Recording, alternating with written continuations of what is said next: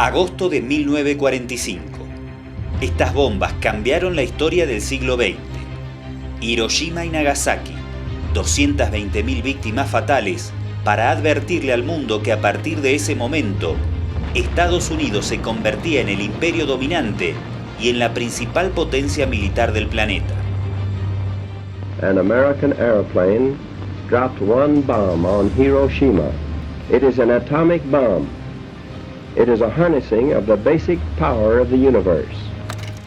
Los responsables de esta masacre atómica nunca fueron enjuiciados y la consolidación de Estados Unidos como imperio global traería consecuencias para todo el mundo.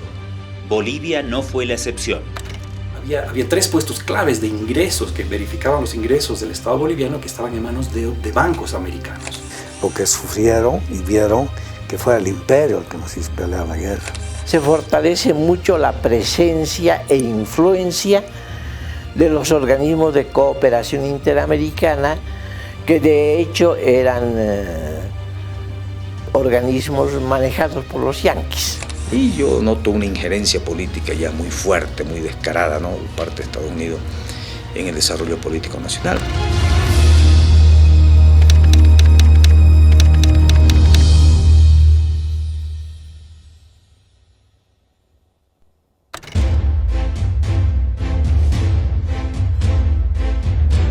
Si bien el lanzamiento de las bombas atómicas es el símbolo del establecimiento de Estados Unidos como superpotencia, el proceso de formación de ese imperio comienza a forjarse mucho antes. En el año 1823, el presidente James Monroe lanza la famosa doctrina que lleva su nombre y con la que se pretendió justificar todas las intervenciones estadounidenses en la región bajo el lema de América para los americanos. Para el inicio del siglo XX, y bajo la excusa de defender los intereses de sus empresas o ciudadanos, Estados Unidos había lanzado invasiones en contra de Puerto Rico, las Islas Malvinas, México, Nicaragua, Panamá, Uruguay, Chile, Brasil, Haití, Cuba, Honduras y República Dominicana. Luego de estas invasiones, la doctrina Monroe fue reajustada. El 6 de diciembre de 1904, el presidente Theodore Roosevelt decretó unilateralmente que si cualquier país del continente amenazaba o ponía en peligro los derechos o propiedades de ciudadanos o empresas estadounidenses, Washington estaba obligado a intervenir en los asuntos de ese país para reordenarlo, restableciendo los derechos y el patrimonio de su ciudadanía y sus empresas.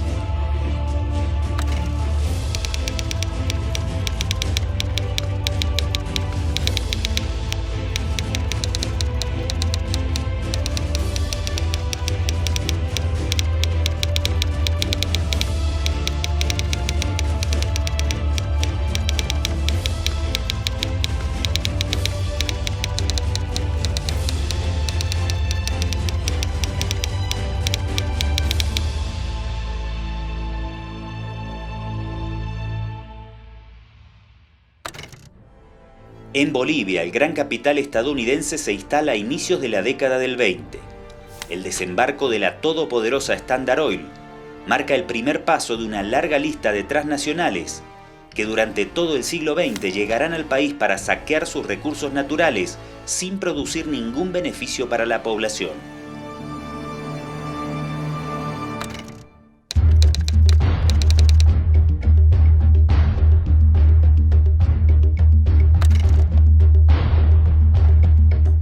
A principios de la década del 20, el presidente Bautista Saavedra entrega el país al control del capital estadounidense. La Standard era una gigante petrolera con gran poder de lobby dentro del Congreso y los medios de prensa bolivianos. Uno de sus representantes legales en el país era el doctor José Estensoro, quien paralelamente fungía como senador y ministro del presidente Saavedra. La penetración de la petrolera en altas esferas gubernamentales no se daba únicamente en Bolivia. En 1921, el presidente de Estados Unidos, Warren Harding, designó a un directivo de la Standard como su ministro de Relaciones Exteriores. Estados Unidos salía de la Primera Guerra Mundial y la Standard era uno de sus caballos de batalla. El presidente de su filial en Nueva Jersey declararía entonces que la única medida necesaria para ese momento era una política de extensión agresiva de los Estados Unidos. Meses después, la Standard Oil comenzó a operar en Bolivia. El presidente Saavedra se ve obligado a pasar por encima de su propia ley, que era una buena ley, y hacer concesiones gigantescas a la Standard Oil, que estaba muy interesada en ingresar al territorio boliviano. Cuando llega la Standard Oil, le promete al Estado boliviano y al presidente Saavedra que en el curso de los siguientes 5 años, Bolivia iba a convertirse en un emporio mundial del petróleo. Se suponía que era lo que después se iría a convertir la Arabia Saudita de América Latina. Para materializar la promesa de transformar a Bolivia en Arabia Saudita, el Estado se vio obligado a contraer un crédito con la banca estadounidense, bajo unas condiciones que pusieron en serio entredicho la soberanía del país. Tanto fue el escándalo que Saavedra disolvió el Congreso para poder aprobar secretamente lo que se conoce como el empréstito Nicolaus. La Stiefel-Nicolaus, en el momento de otorgarle los dineros a Bolivia, pone la condición de que el directorio de los bancos iba a supervisar los ingresos del país y ver que de los ingresos del país se pague obviamente la deuda. Había 3 puestos claves de ingresos que verificaban los ingresos del Estado boliviano que estaban en manos de bancos americanos. ¿Y los ciudadanos eran contratados bolivianos o estadounidenses? No, eran estadounidenses. En marzo de 1923, una comisión especial calificó la imposición de estos funcionarios estadounidenses de la siguiente manera.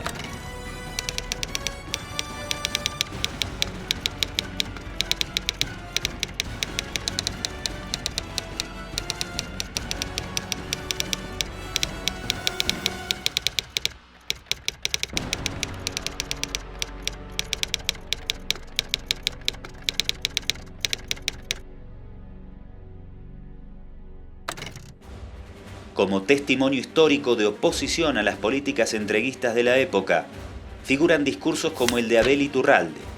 Sus palabras anticiparían con precisión la realidad boliviana y regional en relación con la política y los capitales estadounidenses durante los 80 años siguientes.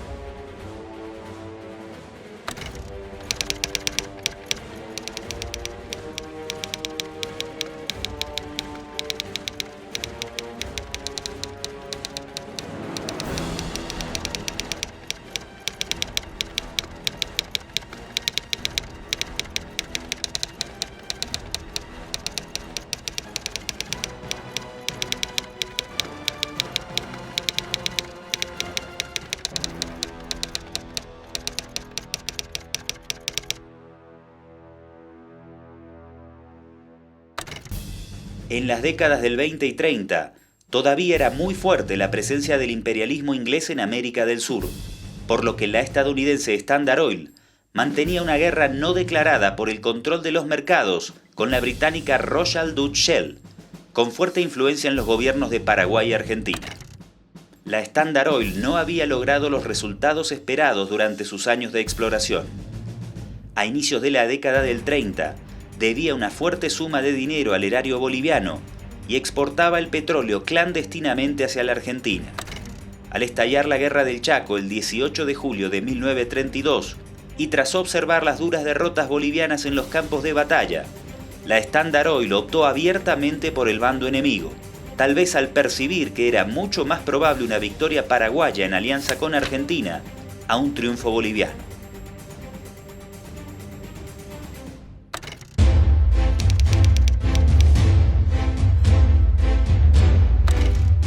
Esta fue la última gran guerra de posiciones de América del Sur. Entre 1932 y 1935, bolivianos y paraguayos se enfrentaron por el control del Chaco Boreal, en una contienda sangrienta que dejó un saldo estimado de 100.000 muertos y heridas profundas en ambas sociedades.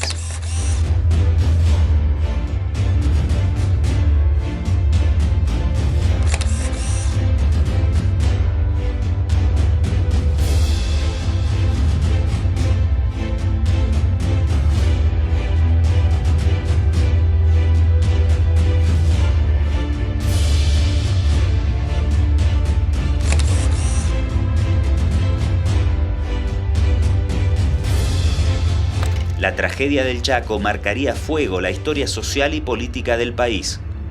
Una derrota que unió por primera vez a los bolivianos en los campos de batalla y determinó, tras su finalización, la irrupción de corrientes y movimientos nacionalistas que a partir de entonces y durante 20 años se disputarían el poder con la oligarquía minera aliada a Estados Unidos.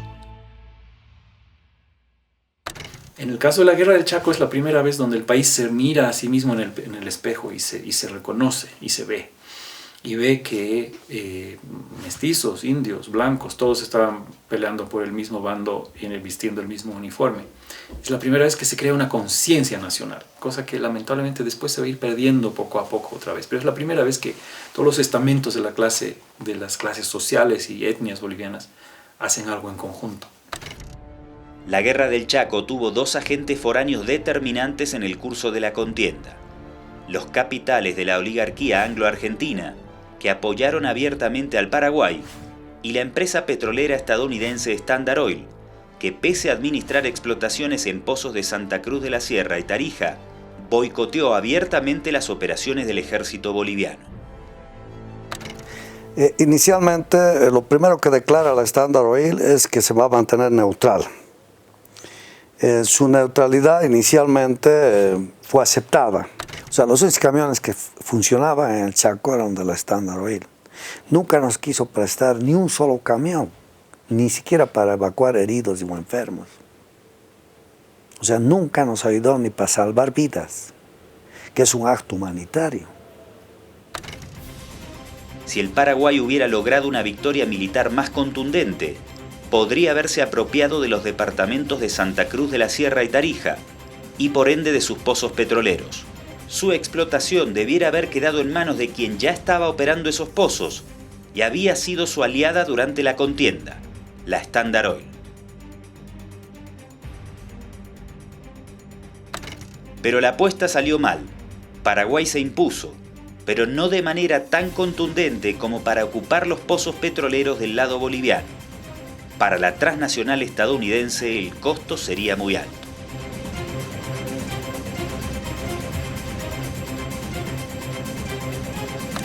Entonces, ¿qué pasaba?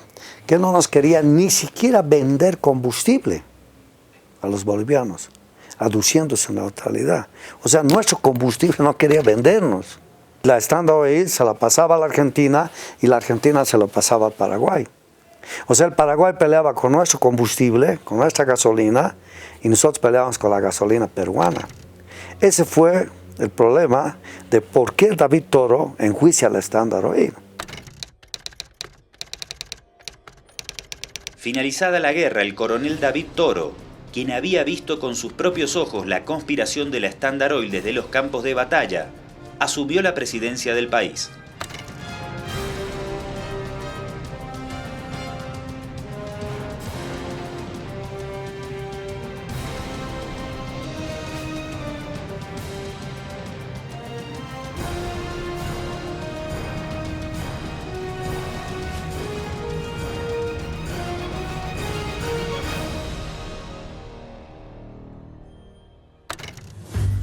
A inicios de la década del 30, Estados Unidos atraviesa una gran depresión económica.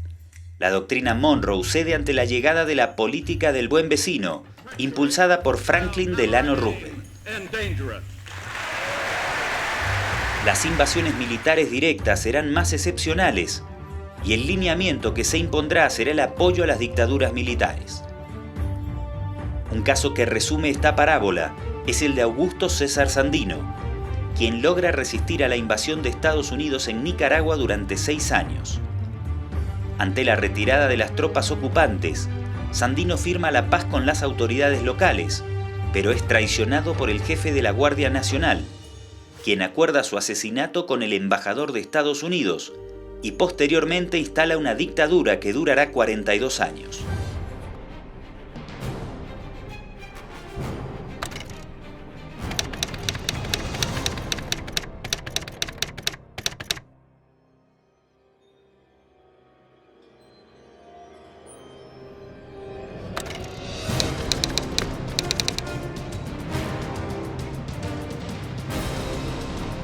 El presidente David Toro decreta la nacionalización del petróleo con confiscación de bienes y sin indemnización, bajo el cargo de traición a la patria contra la empresa estadounidense Standard Oil Company.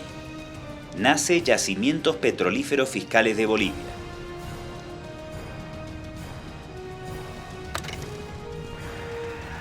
El Departamento de Estado congela las ayudas a Bolivia y durante varios años presiona a La Paz para lograr una indemnización.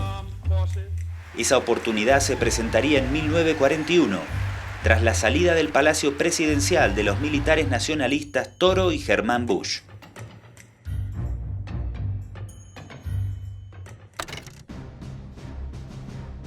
Para Washington y la oligarquía minera, era fundamental mantener a los militares nacionalistas fuera del poder. Germán Bush había decretado que el 100% de las exportaciones de estaño queden en las arcas estatales, lo que significaba una afrenta para los monopolios estañíferos aliados al capital estadounidense. El proyecto de socialismo militar propugnado por Bush sería interrumpido fatídicamente el 23 de agosto de 1939. En la práctica, la muerte de Bush devolvió la impunidad tributaria a la rosca minera.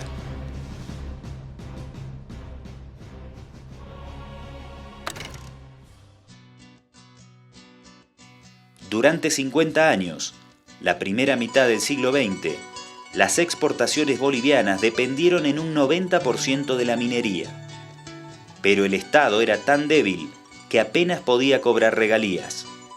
Todo quedaba en manos de 3 empresarios, los varones del estaño. Con su inmenso poder económico, Carlos Aramayo, Mauricio Hochschild y Simón Patiño se habían acostumbrado a manipular a los gobiernos de acuerdo a sus intereses particulares. Las sedes principales de sus firmas estaban en Estados Unidos e Inglaterra. En esos largos 50 años, solo 2 presidentes se opusieron a la dominación de la rosca minera: Germán Bush y Gualberto Villarroel. Paradójicamente, son los únicos 2 que terminaron muertos durante el ejercicio de sus funciones. La rosca minera también dominaba la opinión pública. El diario respondía a la Patiño Mainz y La Razón directamente era propiedad de Aramayo.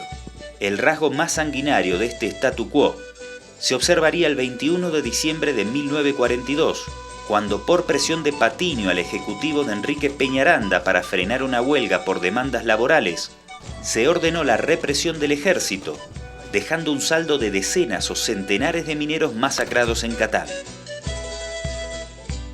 El respetado historiador Augusto Céspedes señala que la masacre de Catavi marca una etapa avanzada del dominio capitalista en Bolivia, que fue el producto de un programa sanguinario, estratégicamente pensado y aplicado por el Estado Mayor imperialista, formado por los grandes mineros, el gobierno y el ejército de Bolivia, con la aprobación moral y doctrinal del embajador de Estados Unidos.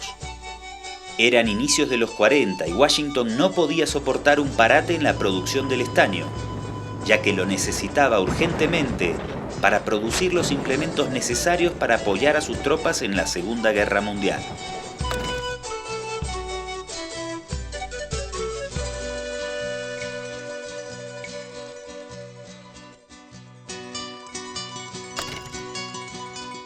En ese marco, Estados Unidos ofrece al presidente Peñaranda un crédito de $29 millones bajo 2 condiciones: indemnizar a la Standard Oil y declarar la guerra al eje liderado por la Alemania de Hitler.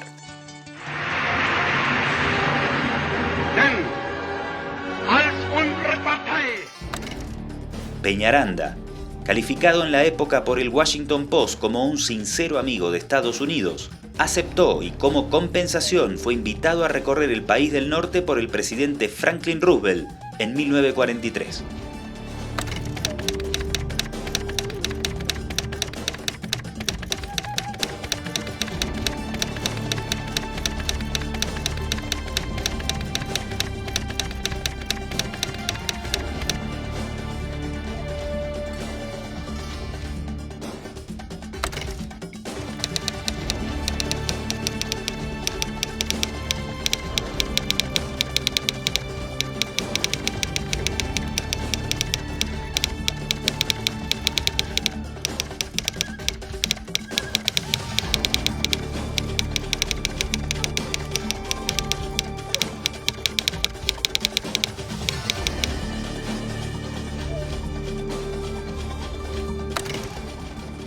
Los 29 millones de dólares aprobados por Roosevelt debían servir, según la visión de Washington, para alejar a Bolivia de las políticas nacionalistas y desarrollar una economía más afín a los intereses estadounidenses. Durante la misma década de los 40 se produce otro hecho fundamental que consolidará al gobierno estadounidense como el mandamás de las decisiones políticas estratégicas del Estado boliviano por el resto del siglo XX.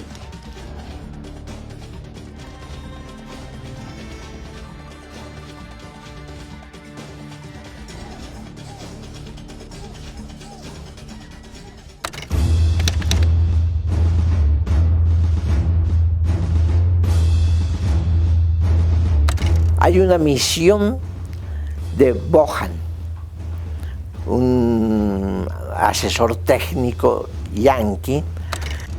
El Plan Bohan fue un plan de desarrollo estatal de Bolivia, elaborado y escrito por ciudadanos estadounidenses, liderados por el economista Merwin Bohan. El grupo de trabajo llegó a la paz en 1941.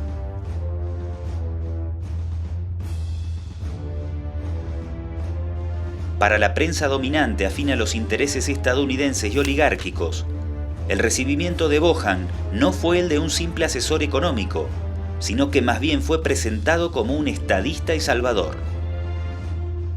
Los ejes fundamentales del Plan Bohan eran diversificar la matriz productiva del país, hasta entonces dependiente absolutamente de la minería, y establecer una comunicación vial entre Cochabamba y Santa Cruz de la Sierra, que a su vez debía transformarse en un polo de desarrollo agroindustrial. Para lograr estos objetivos, Estados Unidos decidió la creación de la Corporación Boliviana de Fomento.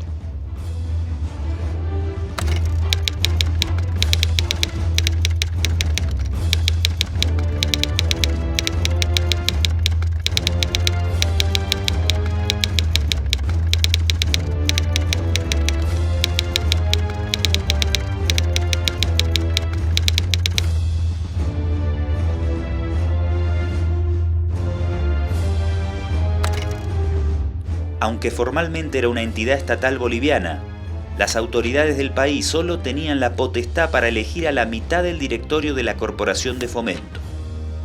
Sus proyectos debían contar con la aprobación de personal estadounidense y posteriormente del Export-Import Bank, con sede en Washington.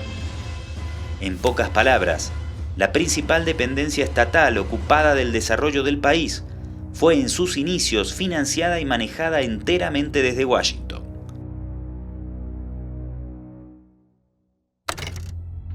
En un contexto dominado por la Segunda Guerra Mundial, la Corporación Boliviana de Fomento fue creada por Estados Unidos para asegurar la explotación de los recursos naturales bolivianos de acuerdo a sus intereses geoestratégicos: minerales y goma para la industria, alimentos, maderas y petróleo para las minas bolivianas de estaño.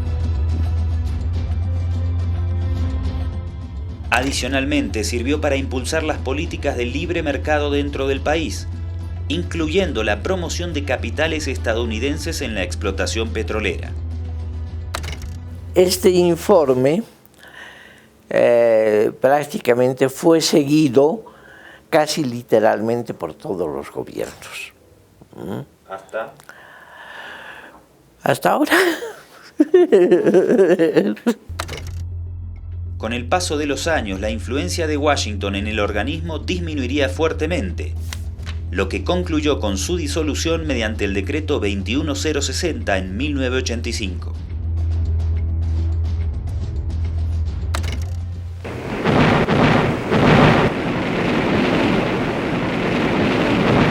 Durante y en los años posteriores a la Segunda Guerra Mundial, movimientos de índole nacionalista insurgieron en distintas partes del mundo. Yo he dicho infinitas veces que estábamos en contra de toda política internacional imperialista. Nos hemos indignado ante los ataques cobardes de los aviadores mercenarios norteamericanos. En Bolivia nace en 1941 el Movimiento Nacionalista Revolucionario. 2 años más tarde, muchos de sus dirigentes participan activamente del gobierno liderado por Gualberto Villarruel, un militar progresista que impulsó distintos proyectos de inclusión social sustentados en la redacción de una nueva constitución. Villarroel suprimió el pongueaje y el mitanaje, políticas impuestas desde la época de la colonia para explotar a los pueblos originarios. Además, convocó en mayo de 1945 al primer Congreso Campesino en la historia de Bolivia. Y Estados Unidos, inmediatamente que se consolida el gobierno de Villarroel, no le da nunca tiene dificultades para reconocerlo y envía memorándum e instructiva a los gobiernos de Latinoamérica para que ese gobierno no sea reconocido porque, según Estados Unidos, representaba los intereses del nazismo en América Latina. Entonces, Estados Unidos actúa de una manera que objetivamente debilita al gobierno precursor de la Revolución Nacional, el presidente Villarroel. Y ahí yo noto una injerencia política ya muy fuerte, muy descarada, ¿no?, de parte de Estados Unidos en el desarrollo político nacional. Para Estados Unidos se trataba de la llegada del nazismo a Bolivia. La acusación de aliado de Hitler y del peronismo argentino le vino como anillo al dedo a la oligarquía local, que a través de sus medios de comunicación orquestó una permanente campaña de desprestigio en su contra.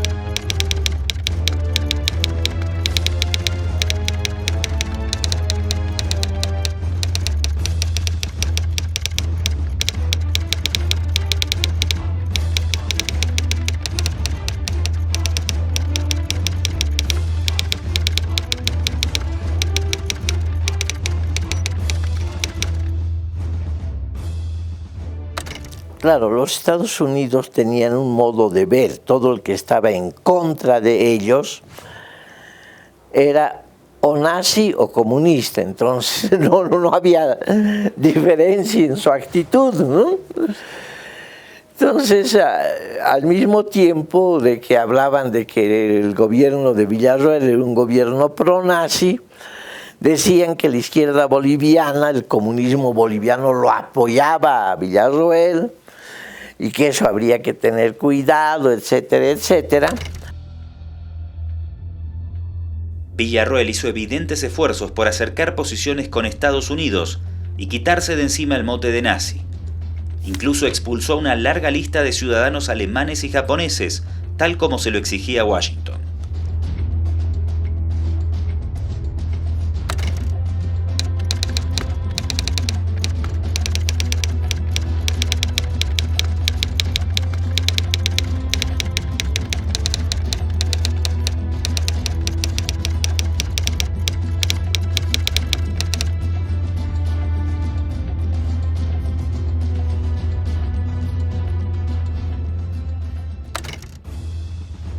Villarroel nunca ganó la simpatía de Washington. Finalmente sería asesinado en el Palacio Presidencial, junto a sus colaboradores más cercanos tras una emboscada popular el 21 de julio de 1946.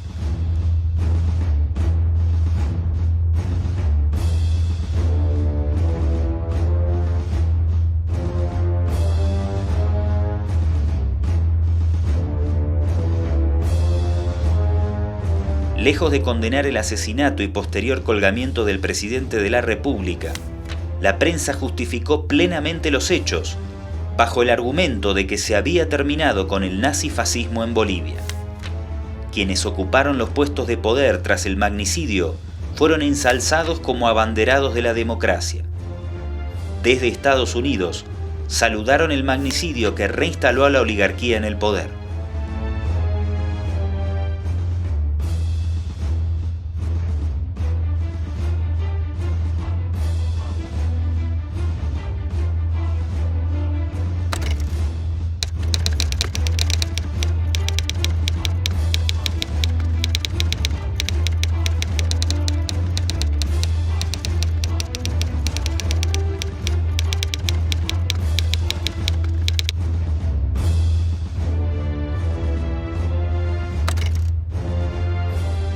Villarroel fue la última expresión del socialismo militar boliviano.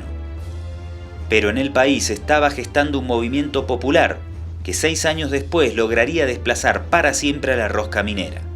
La intervención estadounidense en los asuntos internos de Bolivia no se detendría.